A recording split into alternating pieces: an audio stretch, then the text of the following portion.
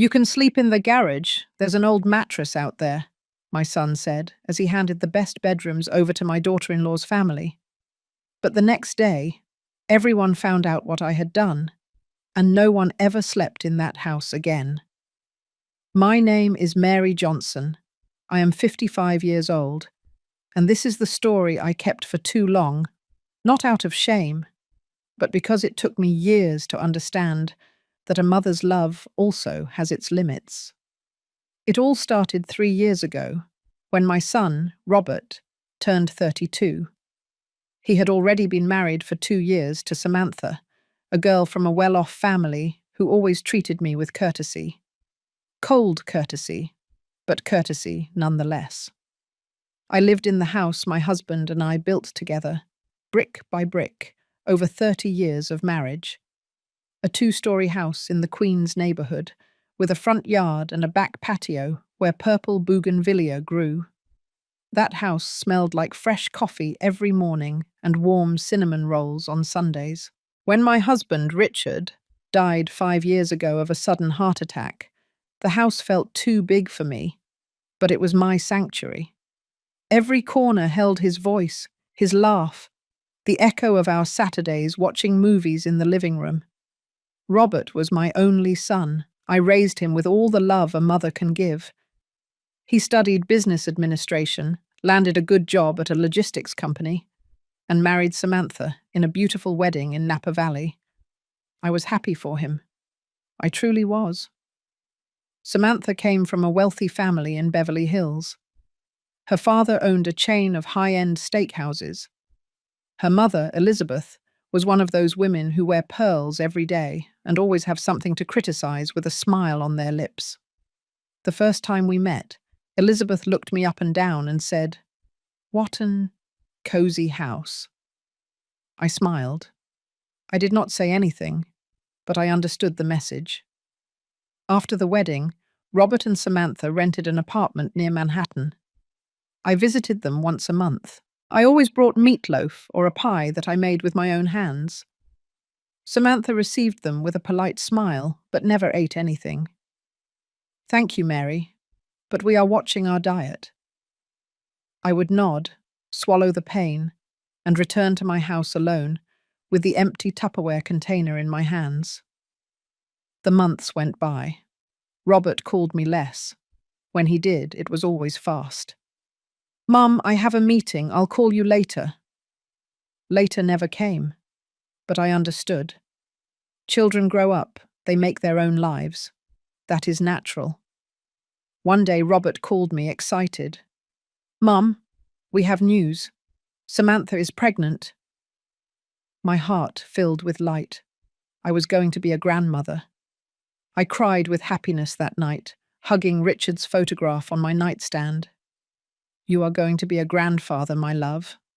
I wish you were here to see this." During the pregnancy, I tried to get closer to Samantha. I offered to go with her to appointments, help her with the baby shopping, make her chicken noodle soup when she had cravings. She always had an excuse.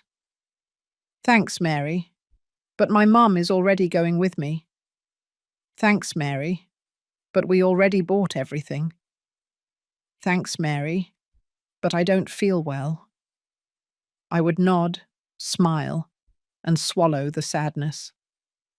When my granddaughter Sophia was born, I was in the hospital waiting room. Elizabeth and her husband went in first. They stayed inside for 2 hours. When they came out, Elizabeth looked at me with that sharp smile and said, "You can go in now, but don't wake her. She's very tired." I tiptoed in. Samantha was asleep. Robert was holding the baby. When he saw me, he smiled tiredly and handed her to me. "Look, Mom, it's Sophia." I held her in my arms and felt the world stop. She was so small, so perfect. She smelled like powder and a miracle. I touched her tiny hand, and she squeezed my finger. "Welcome to the world, my love," I whispered. It was the most beautiful moment of my life, but it was also the last moment I felt important to them, because the next day, When I returned to the hospital with clean clothes for Robert and some soup for Samantha, the nurse stopped me at the door. "Excuse me, ma'am, only immediate family." "I'm the grandmother." "Yes, but Mrs. Samantha left instructions that only her mother can come in today." I stood there, with the warm Tupperware in my hands, watching Elizabeth walk in with a Louis Vuitton suitcase and a triumphant smile. I went back home, sat down in the kitchen, and for the first time, I felt something break inside me, but I did not yet know how much. Have you ever trusted someone you should not have? Have you been disappointed by someone you loved? Tell me your story in the comments. I want to read them. The first months after Sophia's birth were strange. I called Robert every 2 days to ask how they were. He always answered in a hurry. "Everything's fine, Mum. The baby is healthy. Samantha is recovering." "Can I come visit them?" "Better wait a bit. Samantha needs rest." I waited. 1 week, 2, 3. Finally, Robert invited me over on a Sunday. "Come for lunch, Mum, but don't bring anything. Samantha already cooked." I arrived with a bouquet of flowers and a stuffed animal for Sophia. I rang the doorbell. Samantha opened the door with the baby in her arms. "Hello, Mary. Come in." I went in. The house was spotless. It smelled like vanilla and expensive detergent. There were new photographs in the living room. Samantha with Sophia, Elizabeth with Sophia, Robert with Sophia. None of me. "Can I hold her?" I asked. Samantha hesitated. "She's about to fall asleep. Better later." I sat on the sofa. Robert came out of the kitchen with a coffee tray. "How are you, Mum?" "Good, son. Missing you all." He smiled uncomfortably. "Yeah, we've been busy." We ate in silence. I tried to make conversation, but everything felt forced. Samantha answered in monosyllables. Robert looked at his cell phone. When Sophia started to cry, Samantha got up quickly. "I'm going to nurse her. Excuse us." She left for the room. Robert also got up. "I'm going to help her." I was left alone in the living room, finishing my cold coffee, looking at the photographs where I did not exist. I returned home that afternoon with a knot in my chest. But I consoled myself by thinking that things would get better, that Samantha was just tired, that Robert was just adapting to being a father. I clung to that hope like a drowning person clings to a straw, because the truth is that I remembered how everything was before.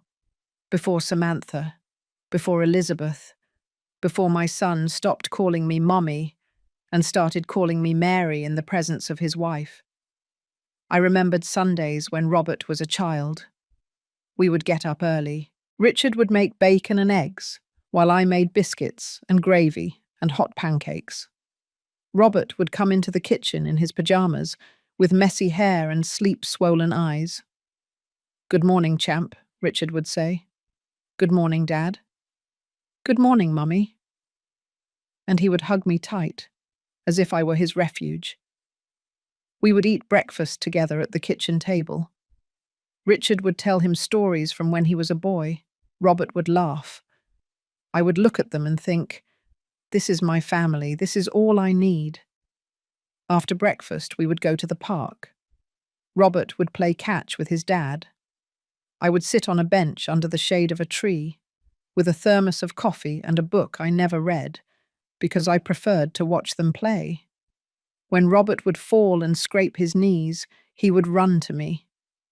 "Mummy, it hurts." I would hug him, clean the wound with water, put a Band-Aid on it, and kiss his forehead. "It's all better now, my love. It's all better." And he would run off again, as if my hug had the power to heal any pain. In the afternoons, when Richard sat down to read the newspaper, Robert and I would bake together. "Will you teach me to make chocolate chip cookies, Mummy?" "Of course, my angel." He would mix the flour with so much enthusiasm that we would both end up covered in white powder. We would laugh. Richard would take photos of us. The kitchen smelled like butter and happiness. Those were my days. My entire life fit into that house, in that kitchen, in those hugs. When Robert went to college, things changed a bit. He went out more with friends. He came home late, but he always kissed my forehead before going to sleep. Good night, Mummy. Good night, my love. Sleep tight. When he met Samantha, I was happy for him. I thought, he found someone who will make him happy. The first time he brought her home, she was nice. She smiled. She helped me set the table. What a nice house, Mrs. Mary. Thank you, dear. This is your home too. The four of us had dinner. Richard told jokes. Robert laughed. Samantha smiled politely. Everything seemed fine. But after that night, things started to change. Robert began spending more time at Samantha's house. When he came to see us, he was always in a rush. Mum, Samantha is waiting for me. Mum, we have plans. Mum, let's talk another day. I did not say anything. I thought it was normal, that couples need their space. But I missed my son. I missed our afternoons in the kitchen, our talks before bed, his spontaneous hugs. I missed being his refuge. When Richard died, Robert stayed with me for the first few weeks. He hugged me at the funeral. He helped me with the paperwork.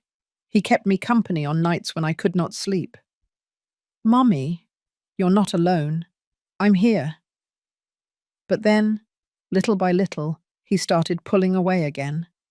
And I was left alone in that big house, full of memories and silence. Now, sitting in my kitchen, looking at the coffee mug Robert gave me years ago with the phrase, "To the best mum in the world," I wondered, when did I stop being his world? When did I become an uncomfortable visitor in his life? As I tell all this, I wonder where you might be listening to me. Write the name of your city in the comments. 6 months passed since that uncomfortable visit to Robert's apartment. I kept calling every week, but the answers were getting shorter. Mum, we're fine. I'll call you later. Mum, Sophia is sleeping. Mum, we're busy. One day I decided to go without announcing it. I baked a red velvet cake, Robert's favourite since he was a child, and took an Uber to their apartment. I rang the doorbell. No one answered. I rang again. I waited. Finally, the door opened. But it was not Robert or Samantha. It was Elizabeth. Mary, what a surprise. She looked at me with that polite smile that did not reach her eyes. Hello, Elizabeth. I came to see Robert and the baby. I didn't know you were here. Yes, I come every week. Samantha really needs me with the baby. I stood in the doorway, with the cake in my hands, feeling like I was in the way. Can I come in? Elizabeth hesitated for a second, just 1 second, but I noticed it. Of course, come in. They're in the living room. I went in. Samantha was sitting on the sofa, feeding Sophia a bottle. Robert was not there. Hello, Samantha. Hello, Mary. What are you doing here? The question hurt more than a blow. I came to visit you all. I brought a cake. Oh, thanks. Just leave it in the kitchen. I went to the kitchen. Elizabeth followed me. You know, Mary, maybe you should call before coming over. Samantha has a very strict routine with the baby, and unexpected visits stress her out. I turned to look at her. I'm Sophia's grandmother. I'm not a visit. Elizabeth smiled. Of course not. But you understand that Samantha needs her space. This first-time motherhood thing is very demanding. I know. I was a first-time mum too. Yes, of course. But things are different now. Mums nowadays are more informed, more conscious. They have methods.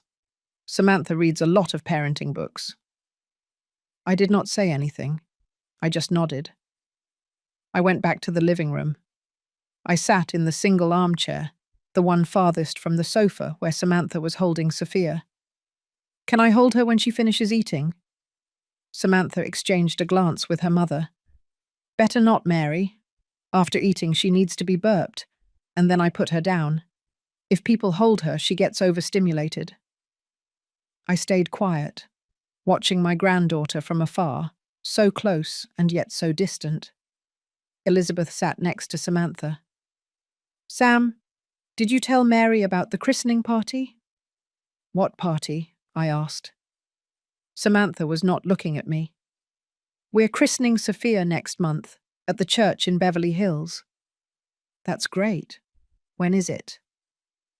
"So I can request the day off at—" "It's a small event," Elizabeth interrupted me. "Just close family and godparents." "I am close family. I'm the grandmother." "Yes, of course," Samantha said. "We'll let you know the date." But in her tone, in her look, I knew I was not welcome. I stayed for 30 more minutes. Elizabeth and Samantha talked to each other about diapers, pediatricians, sleep training methods. I just listened, like a stranger in my own family. When I got up to leave, Samantha did not even get up from the sofa. "Thanks for coming, Mary. Take care." Elizabeth walked me to the door.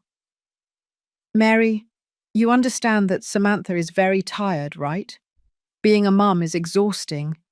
I'm here to support her. But you also have your own life. You don't have to keep coming around so much." I stood looking at her. And in that moment, I understood something I had been denying for months. Elizabeth did not want to share her granddaughter, and Samantha was letting it happen. "I understand," I finally said. I left the building with the cake intact in my hands. On the street, a woman sweeping the sidewalk saw me and smiled. "Did you have some extra cake, Mom?" I gave it to her. "Enjoy it." She looked at me kindly. "God bless you. You look sad." "I'm fine," I lied. I went back home in the Uber, looking out the window, watching the streets of a city that suddenly seemed hostile to me. When I arrived, I sat in the kitchen. I did not cry, not yet. I just poured myself a glass of water and sat there, in silence, feeling how something inside me was starting to shatter. 2 weeks later, I received an invitation via text message. It was an elegant image with gold letters. "Invitation to the christening of Sophia Johnson Gutierrez." At the end, in small letters, it said private event, RSVP required. I called Robert. "Son, I received the christening invitation." "Yes, Mum. Will you be able to come?" "Of course I'm going. She is my granddaughter." There was a silence. "Mum, there's something I want to tell you. Elizabeth and her husband are going to be the godparents." "Oh, that's nice. And the party is going to be at their house. It's an intimate thing. Only 20 people." "I understand." "Mum, don't be mad." "I'm not mad, son." But I was. I just did not know how to say it without sounding like the bitter mother-in-law that Samantha probably thought I was. On the day of the christening, I arrived at the church early. I put on my best navy blue dress, the one Richard gave me for our 25th anniversary. "Today you'll meet your great-granddaughter, my love," I whispered to his photograph before leaving. At the church, I sat in the third pew. In front were Elizabeth, her husband, Samantha, Robert, and all of Samantha's family. I was alone. When the priest poured the holy water on Sophia's head, the baby cried. I wanted to cry too, but I held it in. After the ceremony, everyone left for Elizabeth's house. I went in my own car. It was a huge house in Beverly Hills, with a yard and a fountain. There were waiters with trays, soft music, elegant decorations. I stayed near the entrance, not knowing where to stand. Samantha was surrounded by her friends, all taking turns holding Sophia. Elizabeth was taking pictures, Robert was serving drinks. No one looked my way. I approached Robert. "Son, can I hold Sophia for a moment?" He looked at Samantha. She shook her head, subtly. "Mum, better later. She's fussy." I stood there, like a ghost in my own family. After 2 hours, I left without saying goodbye. No one noticed my absence. That night, at my house, sitting in the darkness of my living room, I understood something that broke my heart. I was no longer a part of my son's life. I had been replaced, and the worst part was that Robert was allowing it. The following months were a slow fade. I kept calling Robert, but now only once a week. I did not want to be the pushy mother-in-law that Samantha was surely complaining about. "Mum, everything okay? I'll send you pictures of Sophia." And he sent me pictures. Sophia in her crib, Sophia with Elizabeth, Sophia in the park, Sophia in Samantha's arms. He never asked me to come see her in person. I saved every photo in a special folder on my phone. I looked at her before sleeping, imagining what it would be like to hold her, smell her little head, hear her laugh. But they were just photos, screens, distance. One day Robert called me. "Mum, I have to tell you something." "What happened, son? Is everything okay?" "Yes, everything's fine. It's just that Samantha and I are thinking of moving house." "Seriously, where to?" "To a bigger house. Sophia is growing and we need more space." "That's great, son. I'm so happy for you." There was a pause. "Mum, I wanted to tell you something else too. We've been thinking that you live alone in that big house. And you're already 55 years old. Maybe it would be good for you to think about something smaller, more manageable." I felt a pang in my chest. "Are you telling me to sell my house?" "No, Mom. I'm just telling you to think about it. That house has a lot of expenses, maintenance, property taxes, utilities, and you're alone there." "This house is my home, Robert. It's where I raised my son, where I lived with your father." "Yes, Mum, I know. But Dad is gone now, and the house is very run down. The roof leaks. The yard is neglected. It would be more practical to sell it and buy a small apartment, something comfortable for you." "And what would I do with all the memories?" "Mum, memories are in the heart, not on the walls." That phrase hurt me more than anything else, because it came from him, from my son, from the boy who cried when I threatened to throw away his old toys because they have memories, Mummy. "I'll think about it," I finally said, but I was not going to think about it. That house was the only thing I had left of Richard, of my life, of myself. I was not going to sell it. 3 months passed. Robert did not mention the subject again, until one day I received another call. "Mum, we found a house. It's beautiful. It has 4 bedrooms, a yard, an office. It's in a very secure gated community in Orange County." "That's great, son. I'm so happy for you." "Mum, there's something else." His tone changed. He sounded nervous. "What's wrong?" "Well, to buy the house, we need a big down payment. And our savings are not enough. So we thought that, maybe you could help us." I stayed quiet. "Help you how?" "Well, with a loan. Or if you sell your house, you could give us a part. As an investment in our future, in Sophia's future." I felt the floor moving beneath my feet. "Robert, that house is all I have." "Mum, I'm not asking you to give it to us, just to help us. We are your family. Sophia is your granddaughter. Don't you want her to grow up in a nice place? Of course I do, son, but Samantha says her parents already helped us with half. But we still need more. And well, I thought you'd want to contribute too. There it was. The comparison. The pressure. Elizabeth had already given. I had to give too. How much do you need? $50,000. $50,000. It was almost all the money I had saved. The money that Richard and I saved for years for our old age. The money that was now only mine.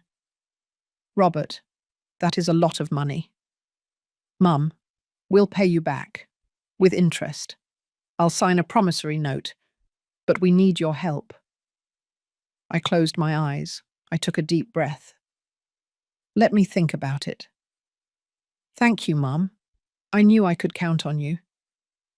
He hung up. I stayed seated in the living room, looking at the walls of my house, the walls that Richard painted, the floor we put in together, the window where the sun came in every morning. He was really asking me to sell all that. He was really asking me to give them my only security. I could not sleep that night. I spoke to Richard in the darkness of my room.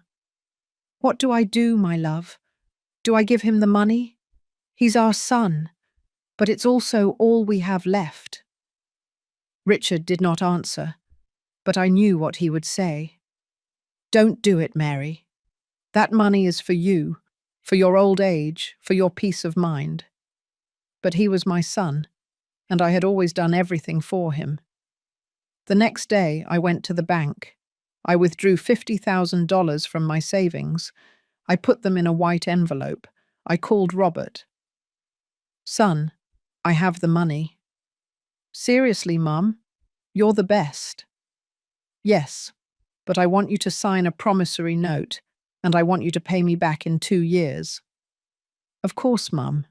Whatever you say. I love you. I love you too, son. We met at a coffee shop. He arrived with Samantha. She did not even greet me with a kiss. Just a "Hello, Mary" from a distance. Robert signed the promissory note. I gave him the envelope. Thank you, Mum. You don't know what this means to us. Samantha took it and put it in her purse without saying anything. Aren't you going to count the money? I asked. She looked at me. We trust you, Mary. But her tone was not one of trust. It was one of indifference. I returned home with the note. I put it in a folder along with the house documents. And that night, for the first time in months, I cried. I cried because I had just given all my money to a son who no longer called me Mummy, who no longer hugged me, who no longer needed me. I cried because I had become an emotional ATM. I cried because I knew in the bottom of my heart that I would never get that money back. But I swallowed it all, the pain, the sadness, the humiliation, because that is what mothers do. They disappear, they sacrifice, they fade away. And I almost did not exist anymore. I still wonder if I did the right thing. What about you? What would you have done in my place? 4 months passed since I gave them the money. Robert and Samantha moved into their new house, a beautiful 2-story residence with a spacious yard and luxury finishes. They sent me photos via text message. Look, Mum, we're all settled in. The house looks gorgeous. I replied with a heart emoji, because I did not know what else to say. They did not invite me to see it in person. I waited. 1 week, 2, 3, nothing. Finally, I called them. Son, I'd like to see the house. Can I come over one of these days? Yes, Mum. Of course, I'll let you know when. That, I'll let you know when, never came. But one day, 2 months later, Robert called me. Mum, we're having a family lunch next Sunday to celebrate the housewarming. Can you come? My heart leaped. Of course. Son, what should I bring? Don't bring anything, Mum. Samantha already has everything planned. Are you sure? Can I make my apple pie? No, Mum, seriously. Just come. On Sunday, I arrived early. I put on my best wine-coloured dress. I did my hair. I put on the pearl earrings that Richard gave me for our 30th anniversary. I rang the gate buzzer. Robert came out to open it for me. Hello, Mum. Come in. I went in. The house was even more beautiful than it looked in the photos. Marble floors, huge picture windows, modern furniture, a perfectly manicured lawn, and a stone fountain. What a beautiful house, son. Yeah, right? Samantha decorated the whole thing. She has great taste. We went into the living room. Elizabeth and her husband were sitting on the main sofa. Samantha's parents looked at me with that usual cold courtesy. Hello, Mary. Hello, Elizabeth. Good afternoon, Mr. Clark. I sat in a single armchair, the one farthest away. Samantha came out of the kitchen with Sophia in her arms.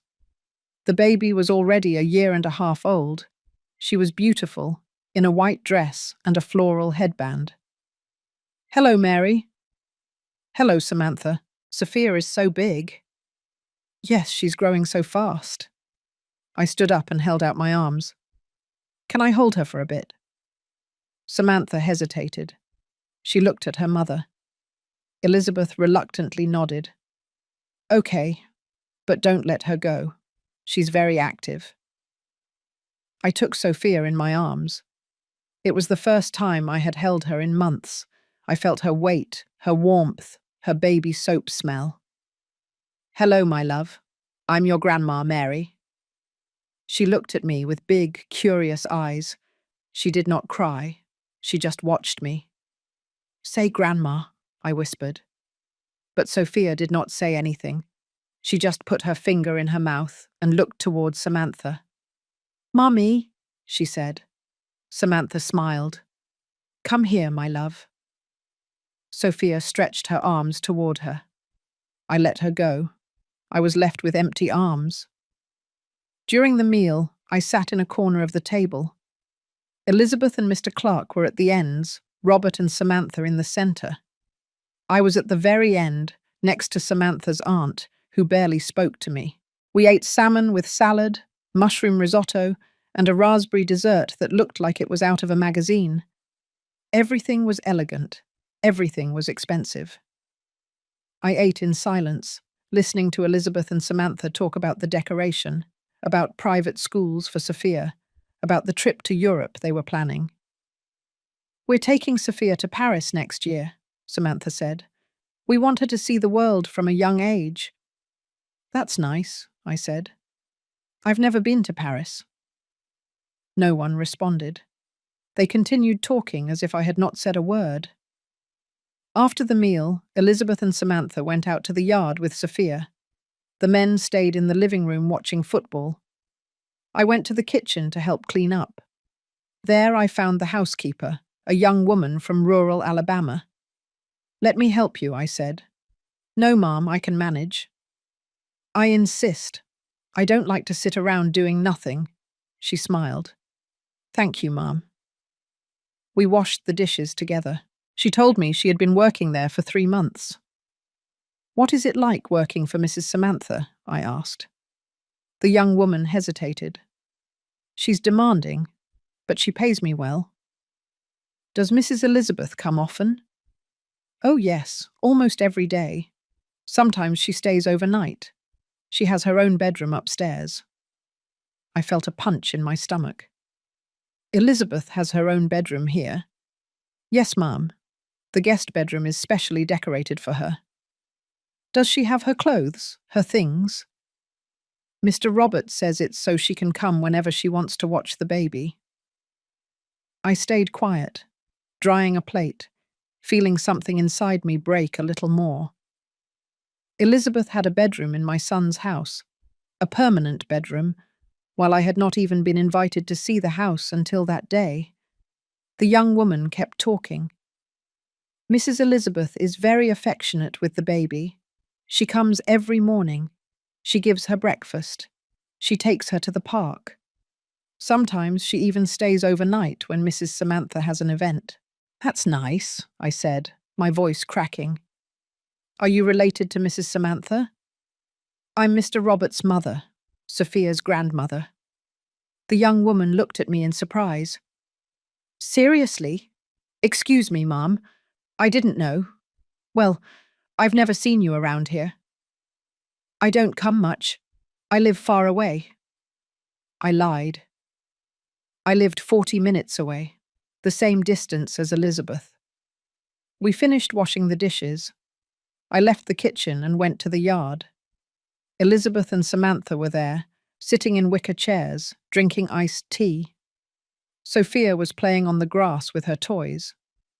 I approached. Can I sit down? Samantha pointed to a chair. Sure. I sat down. Elizabeth and Samantha continued talking between themselves about trips, about clothes, about mutual friends. I just listened, like an outsider to my own family's life. Suddenly, Sophia fell. It was nothing serious. She just tripped over her own foot, but she started to cry.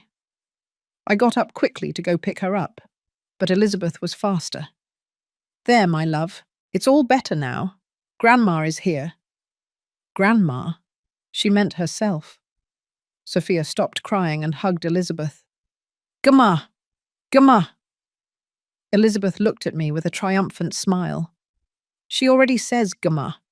It's her first word for a grandmother. I stood there with empty hands, watching my granddaughter call another woman grandma, seeing how I was just Mary. Never grandma, never grandma, just Mary. I sat down again. I did not say anything. I swallowed the pain, as always. 2 hours later, I said goodbye. Thanks for the meal. Everything was delicious. Robert walked me to the door. Thanks for coming, Mum. Son, can I ask you something? Sure. Why hadn't you invited me to see the house before? He scratched his head, uncomfortable. Well, we've been really busy, Mum.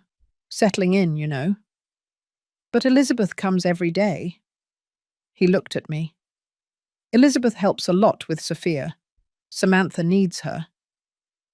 I can help too. Yes, Mum.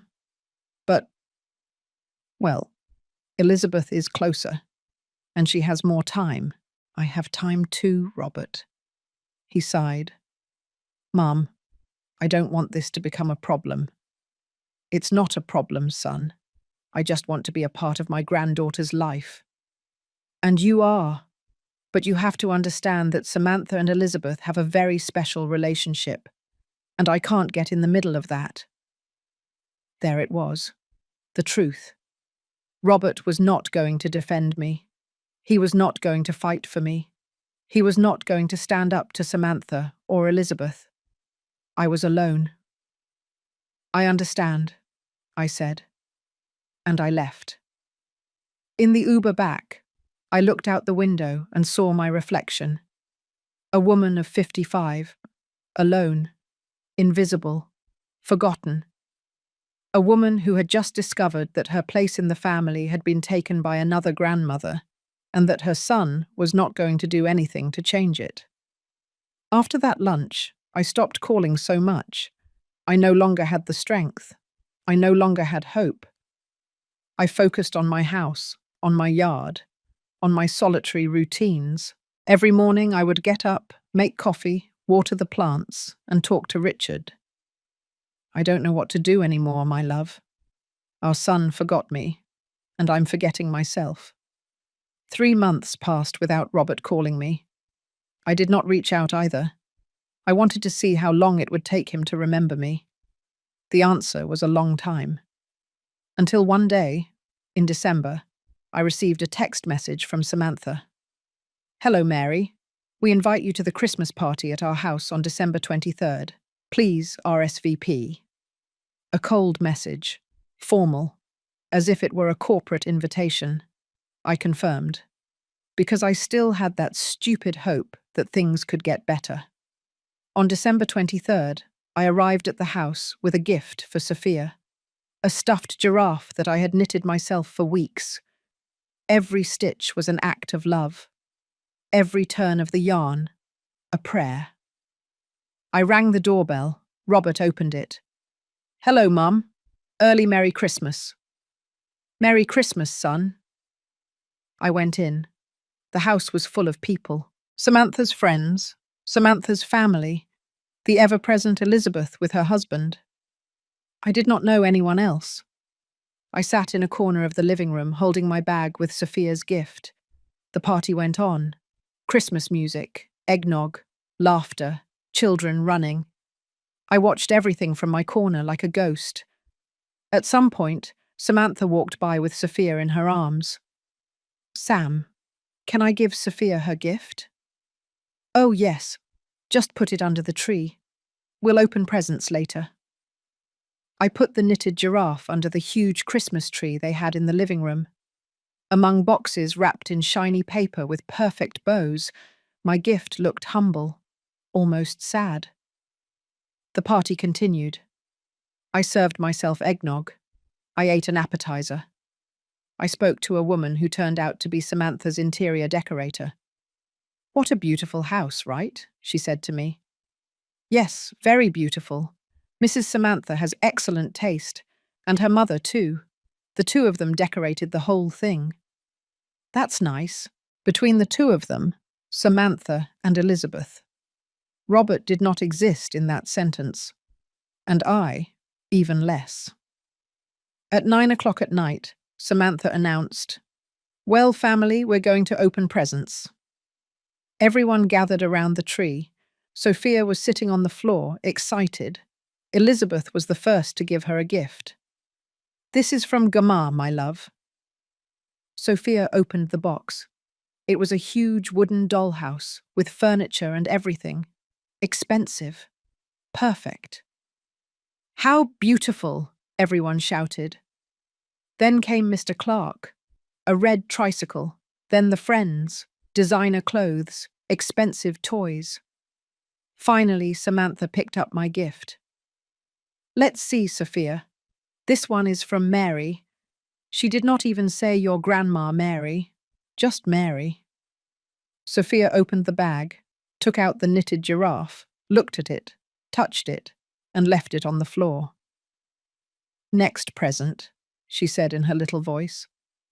Everyone laughed, as if it were cute, but it pierced my heart.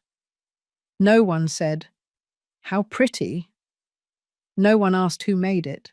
No one noticed the hours of work, the love in every stitch. The giraffe was forgotten on the floor while Sophia played with the other gifts. I stood up. I went to the bathroom. I locked myself in. And I cried in silence. When I came out, dinner had been served. I sat at a small table, far away from everyone. I ate in silence, watching Robert laugh with Samantha's friends, watching Elizabeth hold Sophia, watching how my family existed perfectly without me. At 11 o'clock at night, I said goodbye. "I'm leaving now. Thanks for the invitation." Robert barely looked up. "Take care, Mom. Merry Christmas." Samantha did not even get up. "Merry Christmas, Mary." I left that house with a broken heart. In the Uber, the driver asked me, "Were you coming from a party, Mom?" "Yes." "You look sad. Did something happen?" "No, everything's fine." But it was not fine. Nothing was fine. That night, at my house, alone, I made myself some chamomile tea and sat in the kitchen. I looked at the calendar. 2 days until Christmas. Robert had not invited me to spend it with them. I opened my phone. I looked for the last text message from my son. It was from 2 weeks ago. "Hello, Mom. Everything's fine. I'll call you later. Later never came. I closed the phone. I took a deep breath. And I made a decision. I was not going to chase him anymore. I was not going to beg for a place in his life. I was not going to beg for my own son's love. If he wanted to see me, he would have to look for me. But I was not going to look anymore. I spent Christmas alone. I made turkey and mashed potatoes just for myself. I put up the small tree I had in the living room. I played Christmas carols. And at night, I spoke to Richard. I don't know if I'm being foolish or brave, my love, but I can't take it anymore. I'm losing myself. And you always said that a woman without dignity is a woman without a life. The day after Christmas, at 3 o'clock in the afternoon, my phone rang.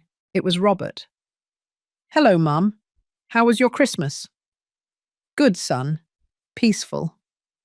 Why didn't you let us know? We would have invited you. I felt anger. For the first time in years, I felt rage. Robert, I waited for an invitation. It didn't come. Mum, we assumed you would come. We didn't think it was necessary. Robert, I was invited to the party with a cold text message from Samantha, but I wasn't invited to Christmas dinner. Do you know what that means? He was silent. It means I don't matter anymore. That I'm an obligation, a formality, not your mum. Don't say that. It's the truth, son. And the worst part is you're allowing it. Mum, Samantha has her ways. She and her family are just like that. I can't. You can't what, Robert? Defend me? Include me? Remember that I exist? Mum, I don't want to fight. Me neither, son. But I need you to understand something. I gave you $50,000. I gave it to you without hesitation. Do you know why? Because you're my son and I would do anything for you. But since I gave you that money, you haven't asked me how I am. You haven't invited me to your house. You don't let me spend time with my granddaughter. Elizabeth has a permanent bedroom in your house. I don't even have a chair to sit on without feeling uncomfortable. There was a long silence. Mum, No, Robert. Let me finish. I know Samantha and Elizabeth see me as a nuisance, and you are letting them. You are giving them permission to erase me, and I'm not going to allow that anymore. What do you mean? I mean that I need time to think, to decide what I'm going to do with my life, because this way of existing halfway in my son's life, I can't do it anymore. Mum, you're overreacting. Overreacting? Robert, I spent Christmas alone. Did you spend Christmas thinking about me, even for a second? Silence. That's what I thought, I said. And I hung up. My hands were shaking. My heart was pounding. But for the first time in years, I felt something like dignity. That night I took out the promissory note that Robert had signed for me. I read it. I promised to pay the amount of $50,000 within a period of 2 years. 8 months had passed, not a single payment. They had not even mentioned it. I put the note away again, and I understood something that broke me and freed me at the same time. My son did not see me as his mother. He saw me as a resource, and I had allowed that to happen. But no more. The whole month of January passed without Robert calling me. I did not look for him either. I dedicated myself to myself. I started doing yoga in the mornings. I read books I had forgotten about. I went for walks in the park. I met other women my age. We talked. We laughed. I realized something. I had forgotten what it was like to live without expecting anything from anyone. And it felt liberating. One day in February, Robert showed up at my house without warning. He rang the doorbell. I was in the garden pruning the roses. Mum, can we talk? Of course, son. Come in. We went into the living room. I served him iced tea. What's going on, Robert? He looked uncomfortable, nervous. Mum, I need to talk to you well, about the money we owe you. There it was, finally. What about the money? It's just, things have been hard. The house has a lot of expenses. Sophia is in a very expensive private school. Samantha wants to remodel the kitchen. And well, we haven't been able to save up the payments. Robert, 10 months have passed. I know, Mum, but we just can't afford it. So when are you going to pay me back? He lowered his gaze. That's what I came to tell you. Samantha and I were thinking that maybe you could consider it a gift, as your contribution to our family, to Sophia's future. I felt the air leave my lungs. A gift? Yes, Mum. Yes. I mean, technically it's already yours, because Sophia is your granddaughter. The house is for her too. It's like a family investment. Robert, that money was my savings. It was my security. Yes, but Mum, you have your house. You have your widow's pension. You're fine. We needed that money more than you did. I stayed silent, looking at him, searching in his eyes for the boy who hugged me, the son who told me, Mummy, you're the best thing in the world. But that boy no longer existed. Robert, your father earned that money, with his work, with his effort. That money is the only thing I have left of him, and you are asking me to give it away as if it were worth nothing. Mum, it's not that it's worth nothing. Yes, it is. To you, it's worth nothing, just like me. Mum, don't start that again. Start what, Robert? The truth? Tell me, when was the last time you invited me to your house without it being a social obligation? Mum, when was the last time you let me take care of my granddaughter? When was the last time you treated me like your mother and not like a nuisance? Stop it. I'm not a nuisance. No? Then why does Elizabeth have a permanent bedroom in your house, and I have never been invited to stay even one night? Why does Sophia call her Gummer and call me Mary? Why did you open my gift on Christmas as if it were trash and no one said anything? Robert stood up. Because Elizabeth helps. Because she's present. Why isn't she making drama all the time? His words hit me like a slap. Drama? Asking for a place in my son's life is drama?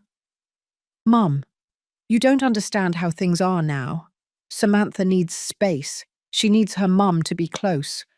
I can't be in the middle of the two of you. I'm not asking you to be in the middle, Robert. I'm asking you to defend me, to include me, to remember that I exist. I do remember you exist, but I can't be fighting with Samantha all the time because of you. There it was, the naked truth. I was a conflict, a problem, something he did not want to deal with. I sat down, took a deep breath, and felt something inside me finally snap. Okay, Robert. Okay, what? Okay, you don't have to pay me back. Consider the money a gift. He relaxed. Thank you, Mum. I knew you would understand. But with one condition. What is it? Don't ask me for anything else. Not money, not favors, not understanding, because I have nothing left to give. Mum, don't be like that. I'm not doing anything. I'm just setting boundaries. Something I should have done a long time ago. Mum, you can leave, Robert. Give my regards to Samantha and Sophia. Just like that. Just like that. He stood there, waiting for me to give in, to beg, to apologize, but I did not. Finally, he left. I closed the door, leaned against it, and cried. I cried for my lost son, for my granddaughter who would never know her real grandmother, for the money I would never get back, for the life I had built and that had collapsed. I cried until I had no more tears. And then, in the midst of that unbearable pain, I made a decision, the most difficult decision of my life. The next morning I got up early, dressed calmly, made coffee, and took out all the papers for my house. The deed, the utility bills, the will that Richard and I made years ago. I read the will. It clearly stated, I leave all my assets to my wife, Mary Johnson, and in the event of her death, everything will pass to my son, Robert. I called a lawyer who was a friend of Richard's. Mr. Baker, this is Mary Johnson. Mary, how are you? It's been a long time since I heard from you. I need to change my will. Change? In what way? I want to disinherit my son. There was a silence. Mary, are you sure about what you're saying? Completely sure. May I ask why? Because my son already has enough, and I want my assets to go to someone who truly needs them. To whom? The local senior centre. I want to donate my house and everything I own. Mary, that is a very big decision. I know, but it's my decision. Can you help me? Of course, but I want you to think it through. Don't let it be an impulsive decision. I have thought about it, Mr. Baker. I have been thinking about it for months. I no longer want to live waiting for my son to value me. I no longer want this house to be a burden for me or anyone. I want it to serve a good purpose. Okay, let's do it. 2 weeks passed. The lawyer prepared all the papers. He changed my will. He made the legal donation of the house to the senior centre, with the condition that I could live there until I wanted to move out. I signed everything, without hesitation. And then I picked up the phone and called Robert. Mom, what's going on? Robert, I need to tell you something important. What? I donated the house. Silence. What? I donated the house to the local senior centre. It's no longer mine. It will no longer be yours. Are you crazy? No. For the first time in years, I'm sane. Mum, that house is worth millions. That house was my inheritance.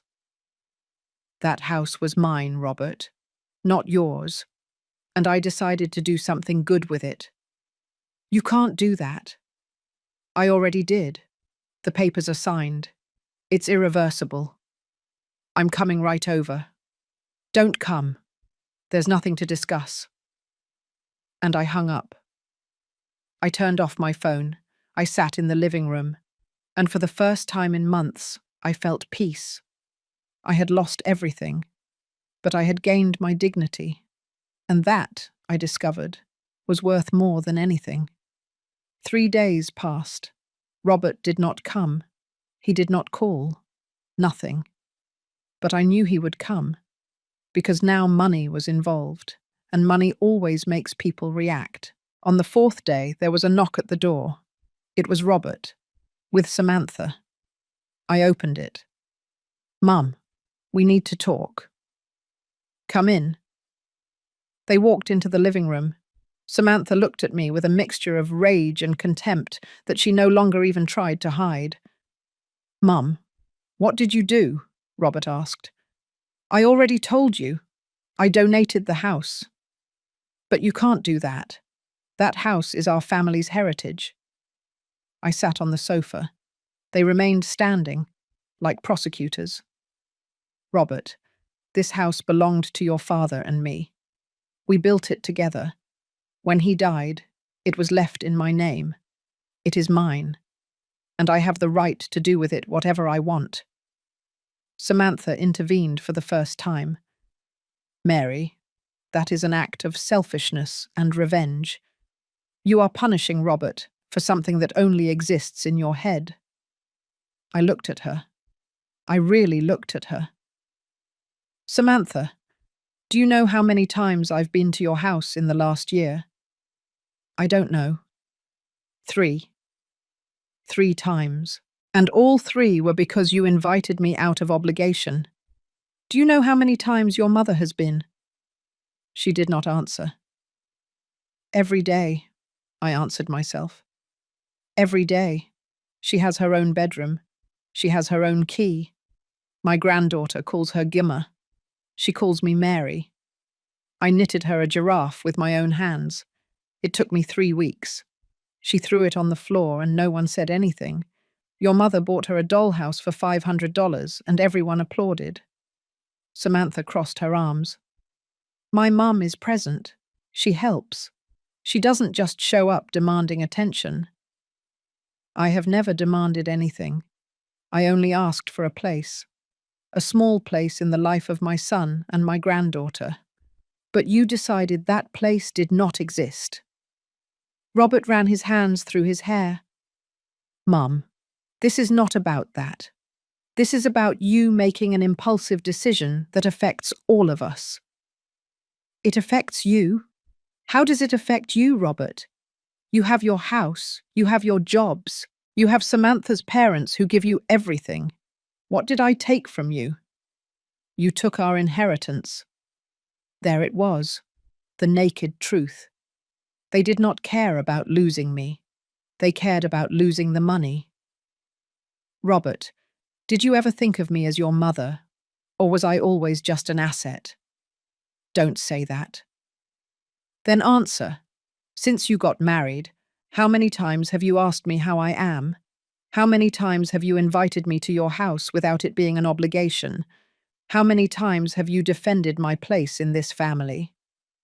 Silence. Exactly. None.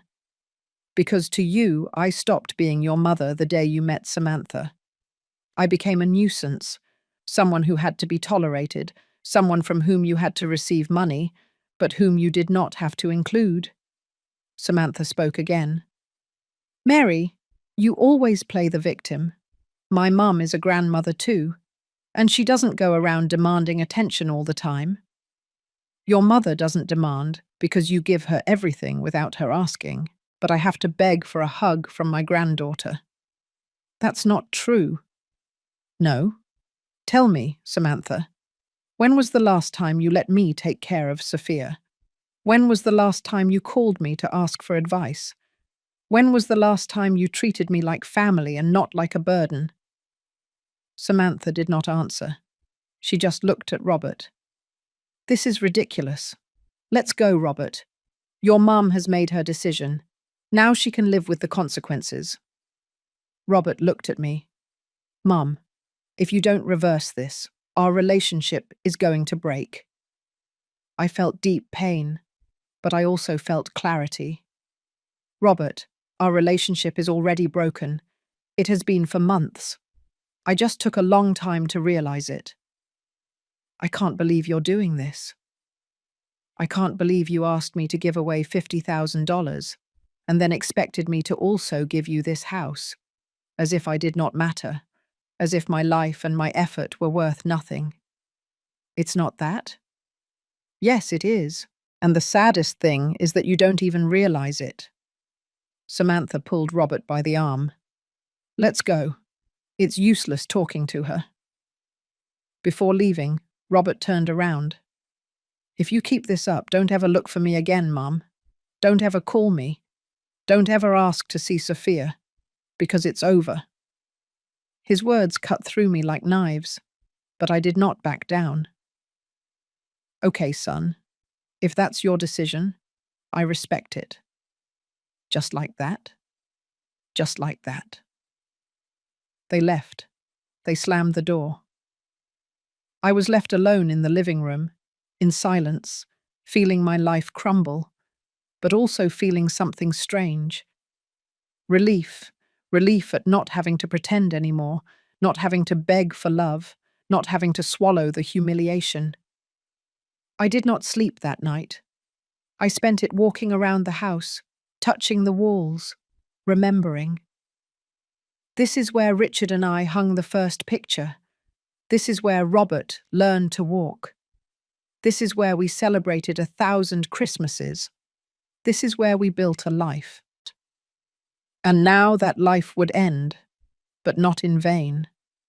That house, with all its memories, would serve to give a dignified home to abandoned seniors, to people who, like me, had been forgotten by their families. I sat in the kitchen, I made coffee, and I spoke to Richard. My love, I hope you agree with what I did. I know we built this house together. I know we wanted it to be for Robert. But Robert is no longer the boy we raised. He became someone I don't recognize, and I can't keep living for someone who doesn't see me. I drank my coffee slowly, and I felt a deep calm. The next morning, at 6 o'clock sharp, there was a knock at the door. It was Mr. Baker with the director of the senior centre. "Good morning, Mary. We have the donation document. Everything is ready for the final signing. Come in, Mr. Baker." We went into the living room. The director, a man of about 60 with kind eyes, shook my hand. "Mrs. Mary, you don't know what this gesture means to us. This house will be a refuge for many people who have no one. We are going to put your name and your husband's name on a plaque. The Richard and Mary Johnson home. A home of love and dignity." I felt my eyes well up with tears. "Thank you. That means a lot to me." "Are you sure you want to do this, Mrs. Mary? It's irreversible." "Completely sure." I signed the papers, one by one, with a steady hand. The lawyer explained the terms to me. "You can continue to live here as long as you want. When you decide to leave, the house will pass completely to the centre. They will take care of everything. You won't have to worry about anything." "Perfect.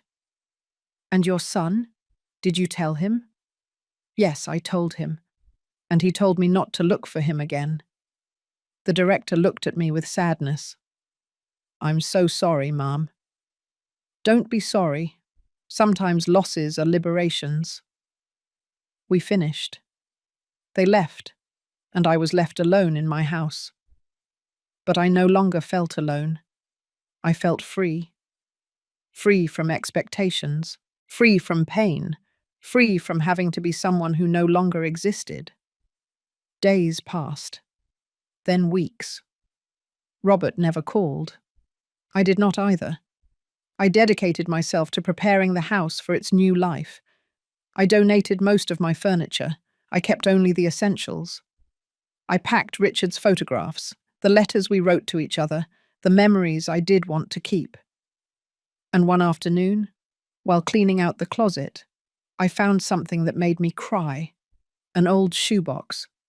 Inside, all the drawings Robert made for me when he was a child. "For the best mum in the world. I love you, Mummy. You are my hero." I sat on the floor and read every single one. I cried, but not out of sadness. I cried because that boy existed, because those moments were real, because that love, even if it no longer existed, had been true, and no one could take that away from me. I put the drawings in a special box, and I put them with Richard's photographs. Our son was beautiful, my love. Maybe he did not end up being who we expected, but he was beautiful. One morning in April, 2 months after the donation, I was having breakfast when the doorbell rang. I thought it was the postman, but when I opened it, it was Elizabeth. She was alone. "Mary, can we talk?" I looked at her, and I saw something in her eyes I had never seen before. Fear. "Come in." We went into the living room. I offered her coffee. She accepted. We sat opposite each other. "Mary, I came to talk to you because things at Robert's house are not good." "What happened?" "Samantha and Robert are fighting a lot. About money, about the house, about everything. Samantha is blaming him because his mother betrayed them by donating the house. Robert is stressed. I think I overstepped with my presence. I realized that maybe I was too invasive. I looked at her in silence. And what do you want, Elizabeth? I came to ask you to talk to Robert, to fix things, to reverse the donation, because this situation is destroying my daughter. I felt a bitter laugh rise in my throat. Elizabeth, for 2 years you pushed me aside. You treated me like an intruder. You took my place with my granddaughter.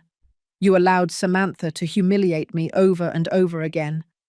And now that things are bad, you come to ask me to fix everything. Mary, No, Elizabeth. Let me finish. You and Samantha decided that I was not enough, that my love was worthless, that my presence was a nuisance, and Robert allowed it. Now you are paying the consequences of your own decisions, and it is not my responsibility to save you. But Sophia has 2 grandparents who adore her on Samantha's side. She has everything she needs. The only thing she does not have is a relationship with me, and that loss is hers, not mine. Elizabeth lowered her gaze. Mary, I'm sorry. I really am sorry. I'm sorry too, Elizabeth. I'm sorry we could not be a family. I'm sorry you decided to see me as a rival, and not as an ally. I'm sorry my son chose peace with you instead of fairness with me. So there is nothing I can do? No, not anymore. Elizabeth stood up. Her eyes were moist. I understand. Be well, Mary. You too, Elizabeth. She left. And I stayed there, sitting in my living room, feeling how time, slowly but surely, was beginning to deliver justice. Because life always collects its debts. And I no longer needed to collect them myself. I just needed to wait and live. 6 months passed. 6 months in which I heard nothing from Robert. I continued with my life. I enrolled in painting classes at the local community centre. I met a group of wonderful women, all widows, all with stories similar to mine. We would meet on Thursdays for coffee and paint pictures that would never turn out right, but that made us laugh. One of them, Kathy, said to me one day, Mary, you look different, lighter. I feel different, Kathy. I feel free. And it was true. For the first time in years, I was not waiting for a call. I was not thinking about what I had done wrong. I was not carrying the weight of unrequited love. I simply existed. And that was enough. The senior centre began making plans for the house. They suggested I stay 6 more months while they prepared the space to receive the first residents. I accepted. I moved into the smallest bedroom. I donated my big bed, the one I shared with Richard, and bought a single one. Light, simple. I packed everything I did not need, and I discovered that I really did not need almost anything. One afternoon in October, while painting in the yard, my cell phone rang. Unknown number. Hello, Mrs. Mary Johnson? Yes, this is she. This is General Hospital. Your son Robert is here. He had a car accident. It's not serious, but he asked us to let you know. I felt my heart stop. Is he okay? Yes, ma'am. He has some fractures and contusions, but he is stable. Can you come? I'm on my way. I hung up. My hands were shaking. I grabbed my bag, I ordered an Uber and went to the hospital. On the way, my mind was a whirlwind. What if he was seriously hurt? What if he needed me? What if this was an opportunity to reconcile? But another voice, colder, also told me, where was he when you needed him? I arrived at the hospital. I asked at the desk and was sent to the 3rd floor. When I entered the room, Robert was in bed. His right arm was in a cast, bandages on his head, bruises on his face. Mum, you came. His voice sounded surprised. as if he had not expected me to come. Of course I came, Robert. I'm your mum. I sat next to his bed. I took his left hand, the one that was not hurt. What happened? I was driving. I got distracted by my phone. I didn't see the stop sign. A truck hit me on the driver's side. He did not finish the sentence, but I understood. Thank God you're okay. Mum, I need to tell you something. Tell me. I'm sorry. I'm sorry for everything. I'm sorry for how I treated you. I'm sorry for how I let Samantha and Elizabeth push you aside. I'm sorry for asking you for that money. I'm sorry for not valuing you. His eyes filled with tears. When the truck hit me, the only thing I thought was, I'm going to die without having asked my mum for forgiveness. I felt my throat close up. Robert. No, Mum. Let me finish. These months without talking to you were the worst of my life. I realized a lot of things. How I let Samantha control everything. How I allowed her family to make me feel like I wasn't good enough if I didn't give them everything. How I forgot who I am. And I forgot the most important person in my life. You. I cried. I could not help it. Son. Mum, will you forgive me? I looked at him, and I saw the boy who cried when he fell down, the teenager who hugged me before bed, the son who once told me, "You're my hero." Of course I forgive you, Robert. He cried. I did too. We hugged. And for a moment I felt like I had my son back. Where is Samantha? I asked. He wiped his tears. She didn't come. She said she was too busy with Sophia, that she would come later. I felt a pang of sadness for him. And Elizabeth? Not her either. Samantha told her it wasn't necessary, that it wasn't serious. But I did come. Yes, Mum. You always come. I stayed with him all afternoon. I bought him juice. I adjusted his pillows. I told him stories from when he was a kid to make him laugh, like before, as it should have always been. At 7 o'clock at night, Samantha arrived, alone. Hello, Robert. How are you? Fine. Thanks for coming. She saw me. Mary? What a surprise. I came as soon as they told me. Samantha did not say anything else. She sat on the other side of the bed. She took out her phone and started checking messages. Sam? And Sophia? Robert asked. With my mum. Didn't you want to bring her? No, Robert. It's a hospital. It's not a place for kids. But I wanted to see her. You'll see her tomorrow when you're discharged. Robert did not insist, but I saw the sadness in his eyes. I stayed for 1 more hour, then I said goodbye. Mum, thanks for coming. I'll always come, son. Always.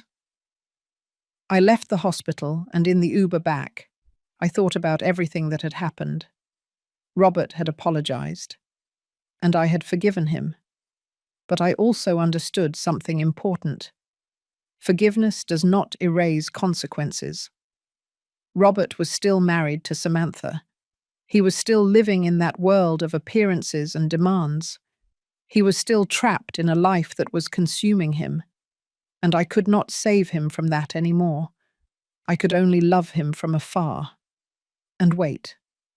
Weeks passed. Robert was discharged from the hospital. We started talking again, but carefully, with distance.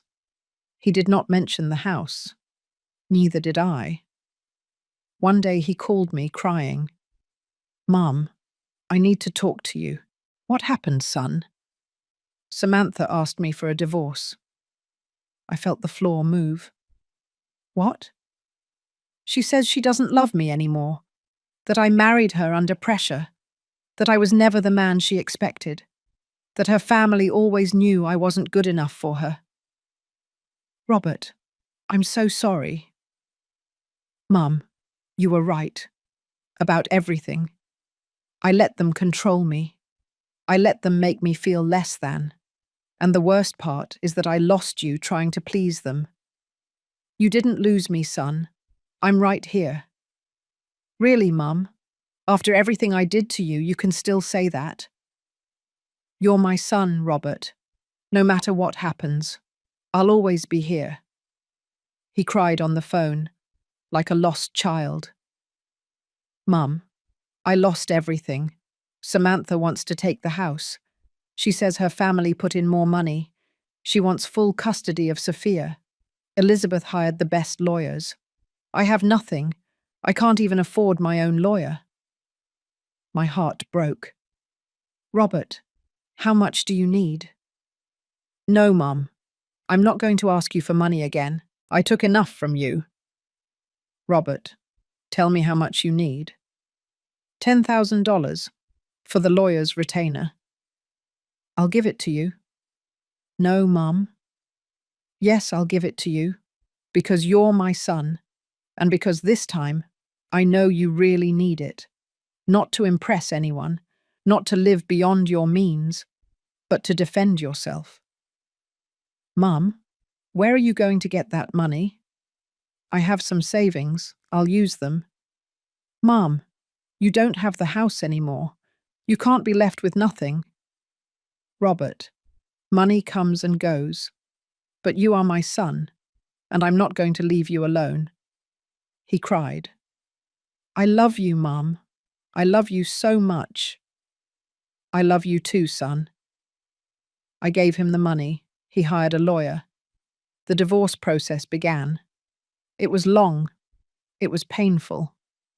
Samantha fought for everything: the house, the furniture, the savings, the custody of Sophia. Elizabeth hired a private investigator to look for dirt on Robert. They found out that he once drove while drinking. They used it against him. Robert lost the house. He lost most of his savings. And he was only given supervised visits with Sophia once a week.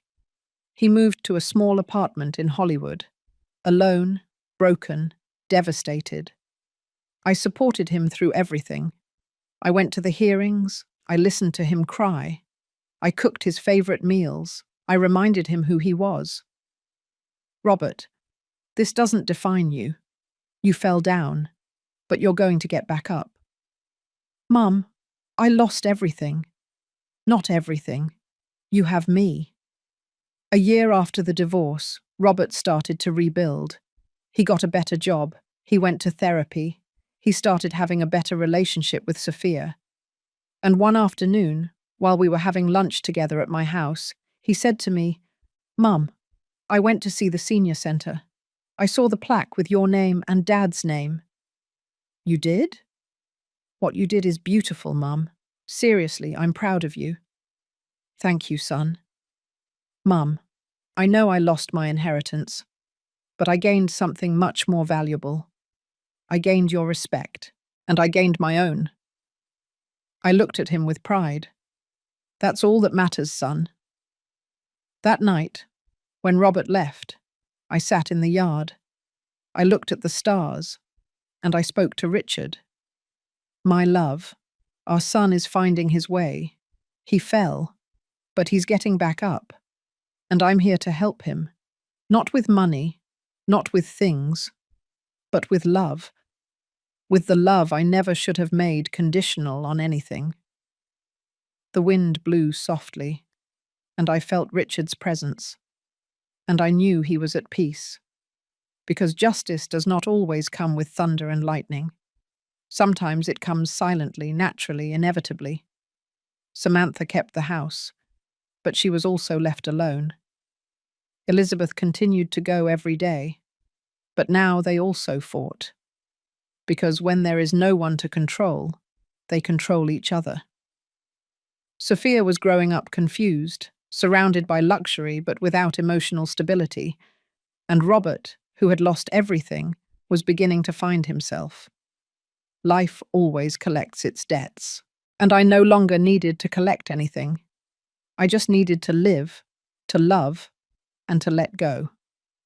Because that, I discovered, is true freedom. 3 years have passed since I donated the house.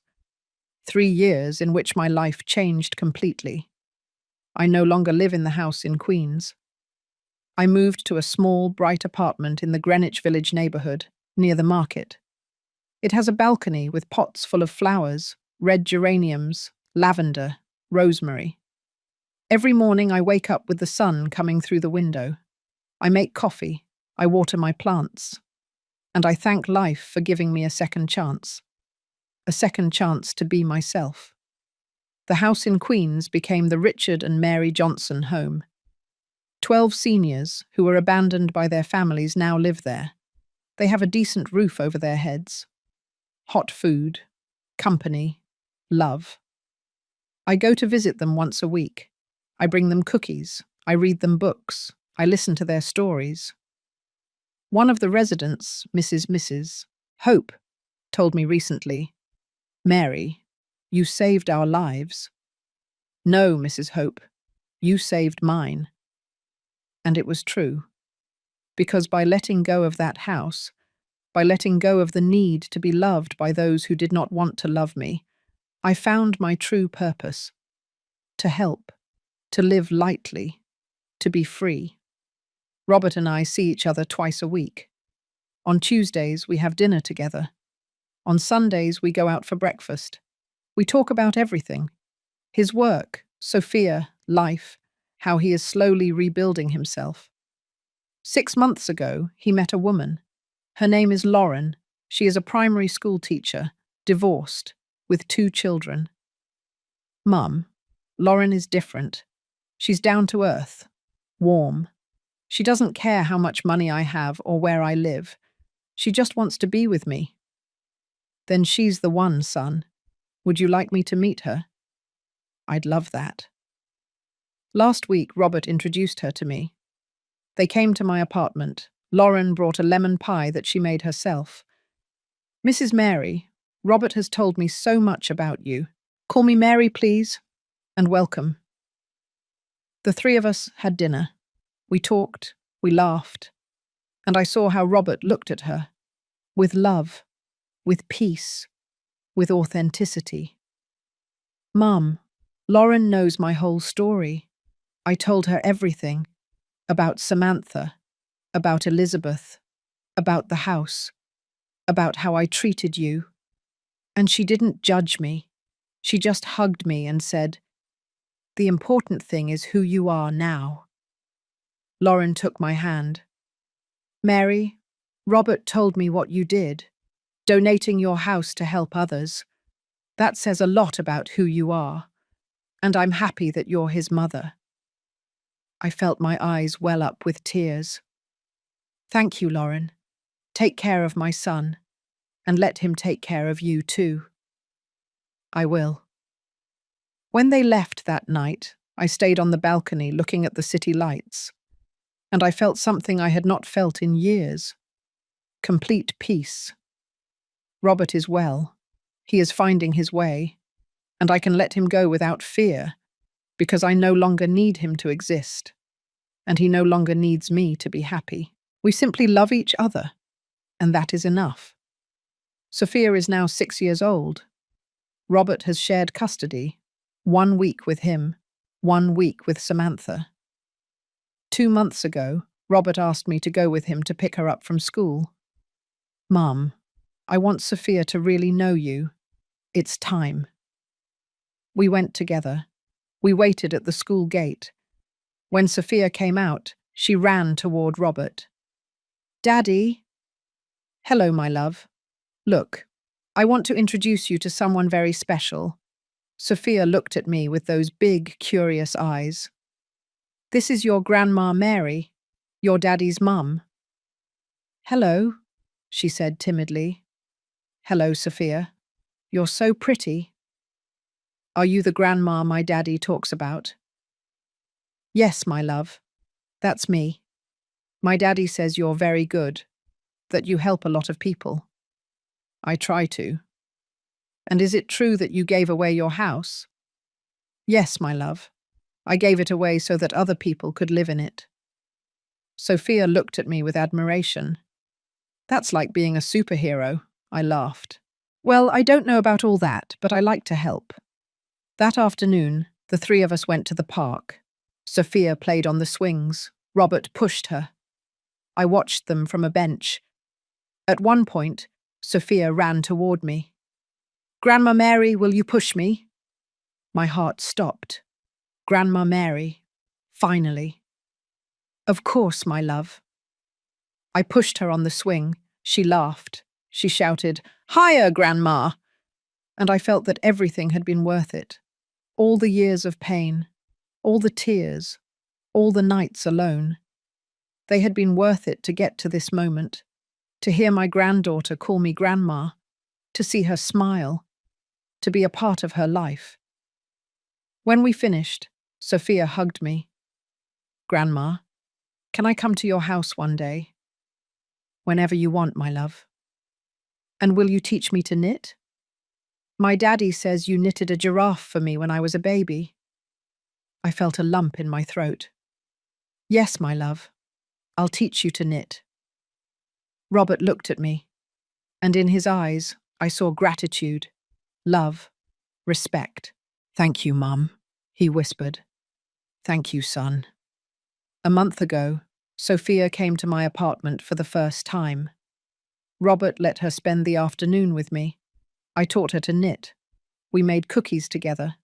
I told her stories about when her daddy was little. Daddy was mischievous. Very much so. One time he climbed a tree and couldn't get down. His dad had to rescue him with a ladder. Sophia laughed. "My daddy is so funny." "Yes, my love. And he loves you very much." When Robert came to pick her up, Sophia did not want to leave. "Daddy, can I stay longer with Grandma?" "Not today, my love. But you can come again next week." "Really, Boss?" "Really, Ma."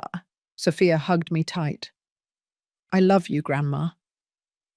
And I, who had waited 3 years to hear those words, cried with happiness.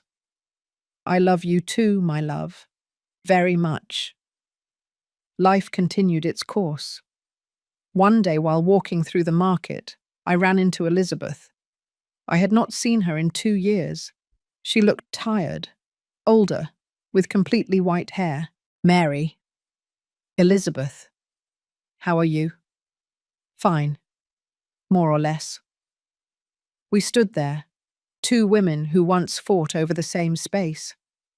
Now we were just two grandmothers growing old. "How is Sophia?" I asked. "Fine. Growing up. She's a beautiful girl." "Yes, she is." "Mary, I want to tell you something. You were right. About everything. I was too controlling. Too invasive. I thought I was helping Samantha, but I was actually destroying her marriage and her life." "Elizabeth." "No, let me finish. Samantha and I barely talk anymore. She blames me for the divorce. She says I pressured her to be someone she wasn't, that I put ideas in her head, that I made her unhappy." I looked at her, and instead of feeling satisfaction, I felt compassion. "I'm sorry, Elizabeth. I'm sorry too. I'm sorry for how I treated you. I'm sorry for taking your place. I'm sorry for everything. It's over, Elizabeth. It's over. Do you forgive me?" "I forgave you a long time ago. I can't live carrying grudges. Life is too short." Elizabeth started crying right there, in the middle of the market. "I lost my daughter, Mary. I pressured her so much that I lost her.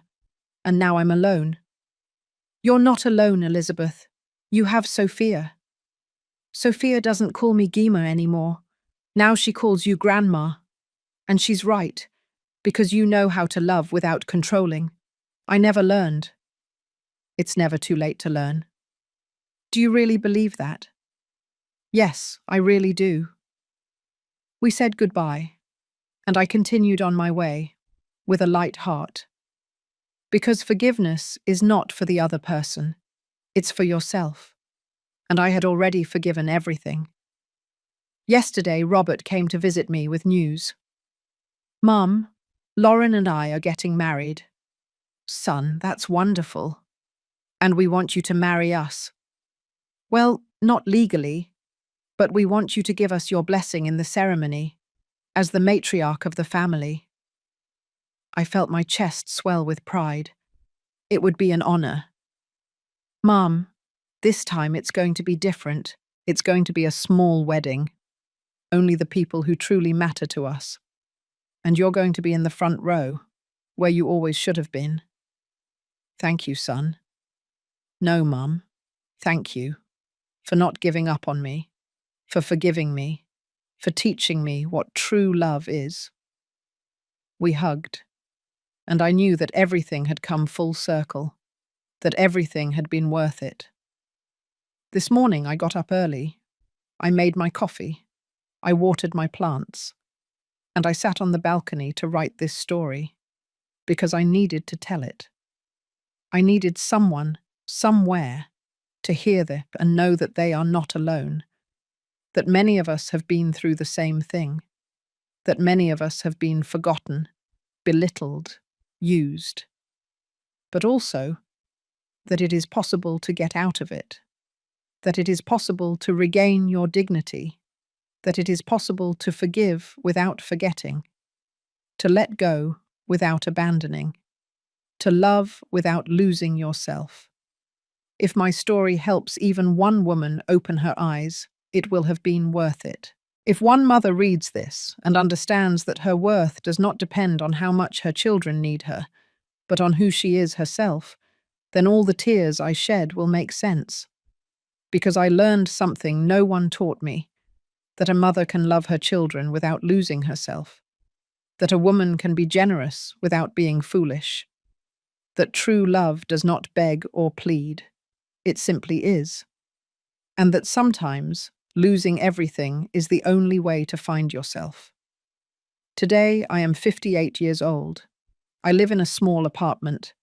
I do not own a house. I do not have millions in savings. But I have peace. I have my son who looks for me because he loves me, not because he needs me. I have my granddaughter who calls me grandma with true affection. I have friends who make me laugh. I have plants that bloom on my balcony. I have Richard's memory accompanying me every step of the way.